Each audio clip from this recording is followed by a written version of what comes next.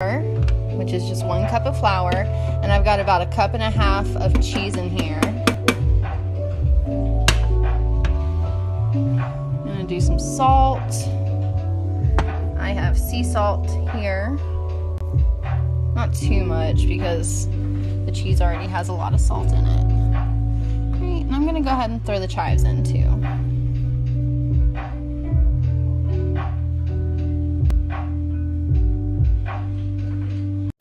Alright, I'm gonna add some cornstarch. I'm just gonna add like a teaspoon and a half. Look at that skill. No skill there though. Alright, let's do the half.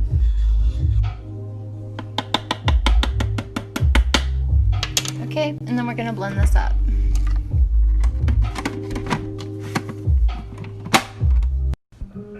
I'm gonna say, let's do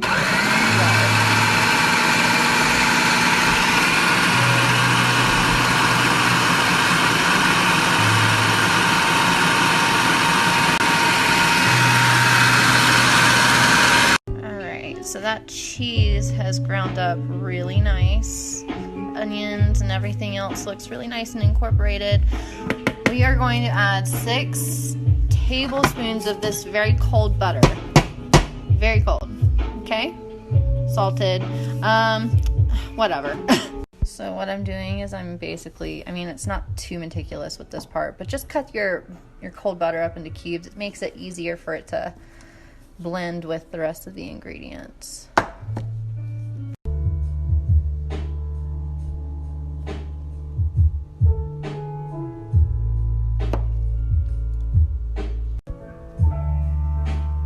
It's just green onion, don't worry.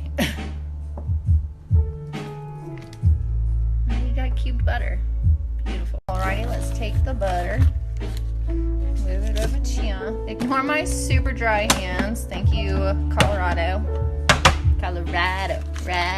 not Rod. I learned that. Alright, butter is in. Maybe spread it out a little bit more. Break up the cubes a little. And let's pulse it. We're gonna pulse it until it becomes like a sandy, kind of cornmeal-y type of texture. Crumbly, if you will. Okay, starting on low.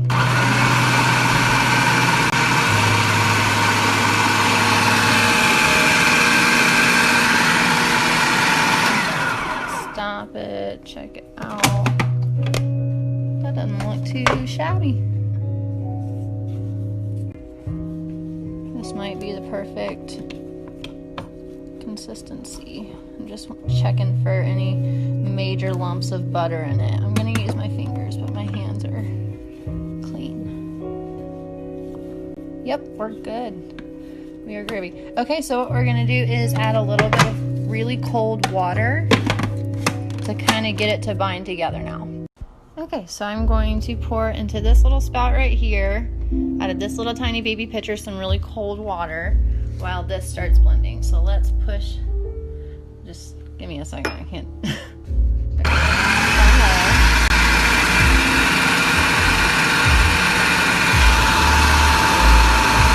you'll see it start to bind up a little bit.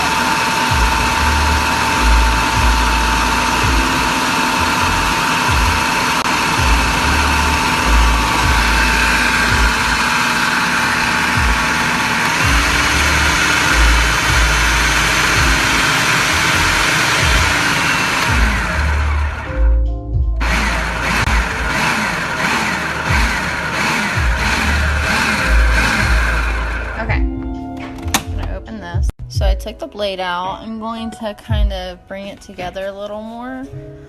I'm in like super dry climate, so I might need to add a little more water, but we're gonna test it out and kind of bind it together first. Test the waters.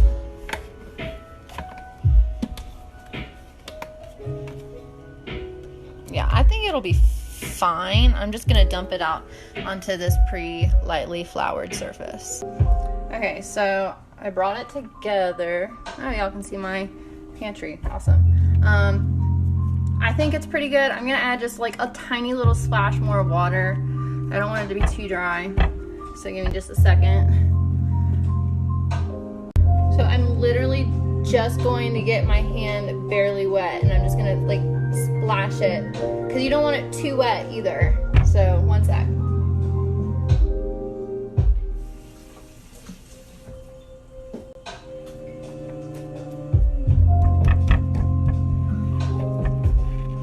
And then just folding it a little bit, and then I'm going to wrap it and let it cool and kind of rest for about 45 minutes to an hour. And then give me about that long and I'll be back with the rest of the process. Yeah. Did I say I'm wrapping it in plastic wrap? Yeah.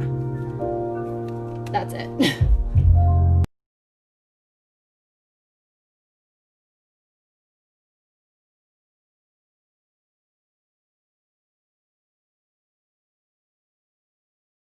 Okay, so it is hard as a rock. I mean, not hard as a rock, but it's definitely hard. I'm gonna let it sit for probably like 10 minutes out just to kind of rest at room temperature so it'll be easier to roll out. Alright, in the meantime, go ahead and get your oven preheating right there. I'm going to use a cookie cutter for my cracker cutter. So there are multiple ways that you can cut this. You can use cookie cutters, which I have these super mini ones. Shout out Michelle, thank you so much. I've got this one which would give you like this standard square Cheez-it shape, or you can have a little fun with it with any of these. If you don't have those, you can use a pizza cutter. If you don't have a pizza cutter, you can use just like a regular knife, not serrated. Or you can use this little whoozy whatsy, which will give you that really cool ridged edge that this has, basically.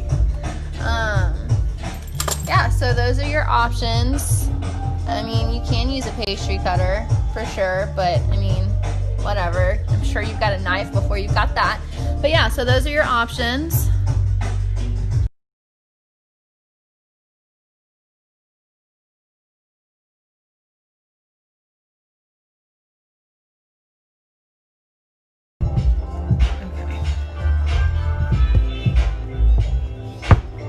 You want to work with your dough when it's really cold, like not frozen, but as cold as you can get it, because the colder it is, the easier it is to cut and work with.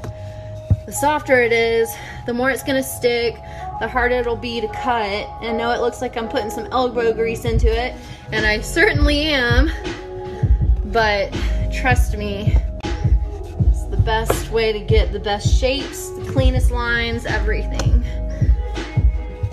Plus, it's not a bad workout. Let's fix this shape a little bit. Fill in some of those cracks if you see it cracking. You know, just push it back all together.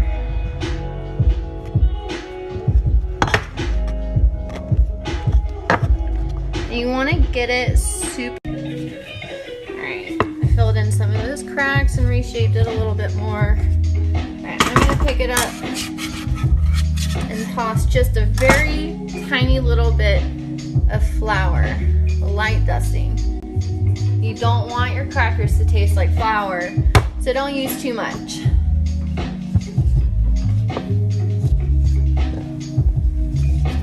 can flour your pan a little bit. Thankfully our dough is really cold, so it's not sticking. And again, don't be afraid of those cracks. You can fill them back in. Just push it all back together.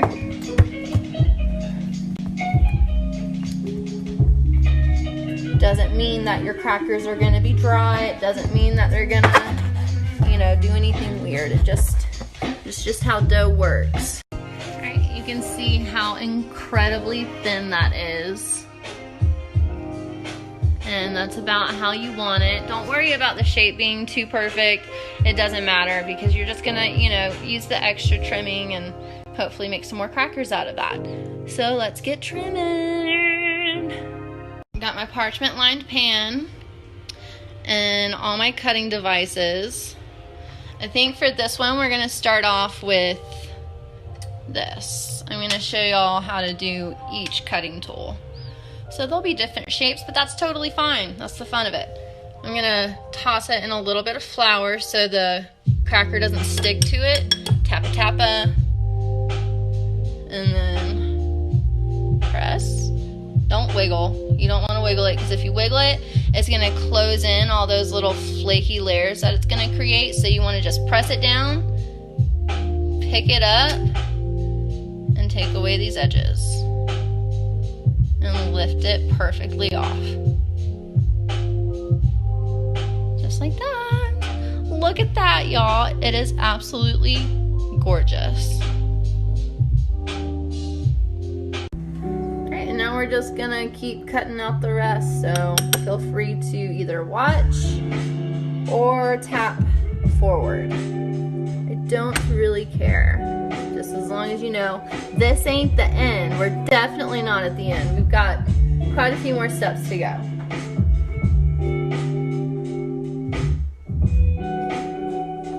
Okay, here's this batch. They aren't baked yet, obviously. I'm gonna walk you through all of that. But aren't they adorable? I love the specks of green throughout them. Those little chives are just perfect for these little crackers. Especially with that sharp Parmesan, it's gonna give it that fresh zing that it needs. Okay, now I'm gonna show you how to do it with a pizza cutter. Super easy. I'm going to use this as a guide because it's got like measurements and stuff. I'm gonna trim off the edges just so they'll be straight.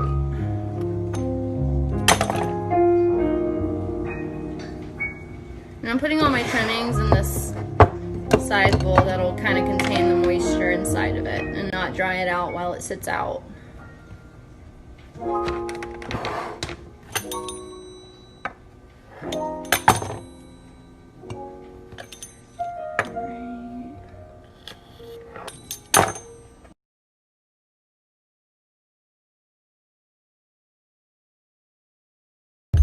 Alright, so get a straight line. I'm going to line this up to it so my thing doesn't go wobbling.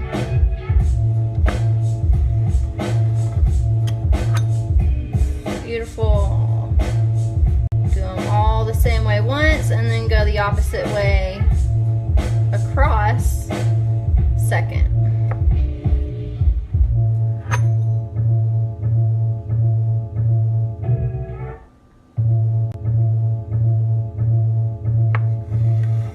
And this is if you don't have cookie cutters. And if you got cookie cutters, have fun with it. And if you're good with dough, heck, make fun shapes, freehand-it.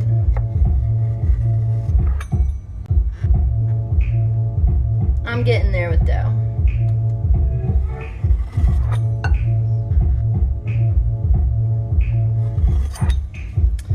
Okay. And now we're gonna go the opposite way. So I'm gonna try to do this free-handed. It's okay if it's not totally perfect. Perfect rustic is nice.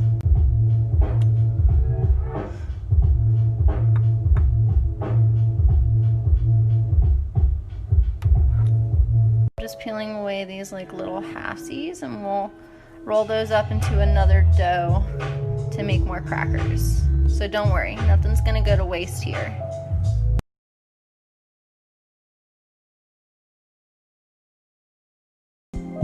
Okay, now I'm gonna show you how with these two. First, just a regular knife. I'm just gonna do one row with it because it's super easy. And the same with this. I'm just gonna do, and then the rest I'm just gonna keep doing with the little square thing because that's my favorite. So here's a knife. Again, just kind of clean your edges a little bit. Again, to my excess bowl. Try to get your lines as clean as you can, but if it's not perfect, it's not a problem. And if your sizes aren't consistent, it's okay. It might even be kind of cute. Alright, so just one line all the way down. Try not to like glide it, try to just like measure it all the way and then just press it down. Alright, and then once you're done with that line, you're gonna go just right across the opposite direction. Again, you're not gliding, you're just simply pressing down.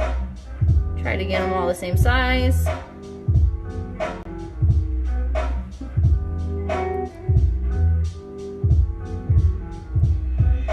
See how I'm rocking the knife? I'm not going like this.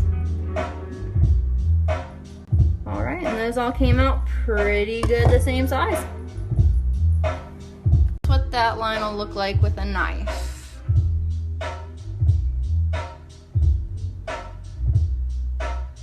Alright, and then now we're going to do the little wiggly zigzag thing. I think it's some type of bread thing.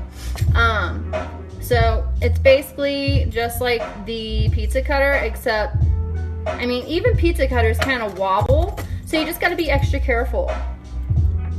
Go all the way down. Oh, what a beautiful pattern.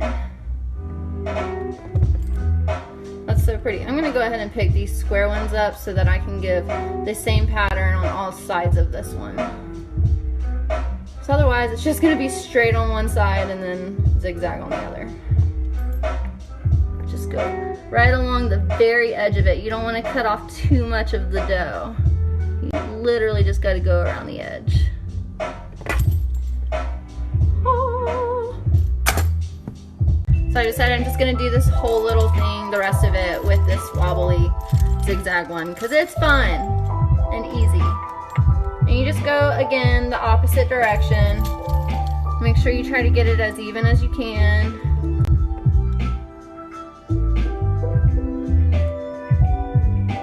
Again, they kind of wobble, so it's not as easy as a cookie cutter. But the zigzags are a lot more defined.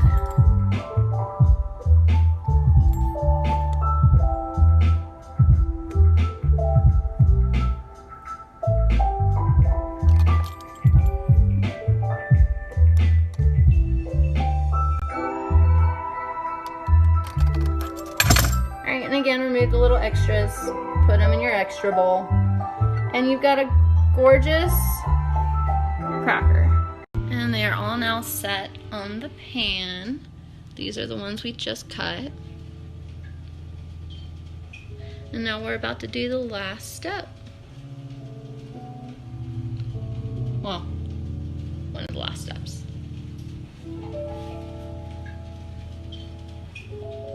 Okay, so if you do not know this about crackers, the reason why those little dents are in the middle is because if you don't put those in the center, then they're gonna all puff up and be like round. So you want to put those little centers in the middle so that they come out more flat.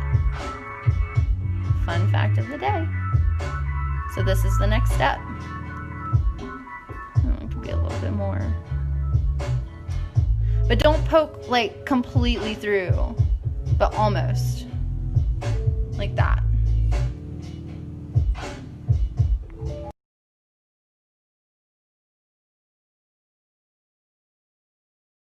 Now all the holes are poked. Now we're gonna sprinkle a little bit of salt on top and whatever else you feel like seasoning wise on top.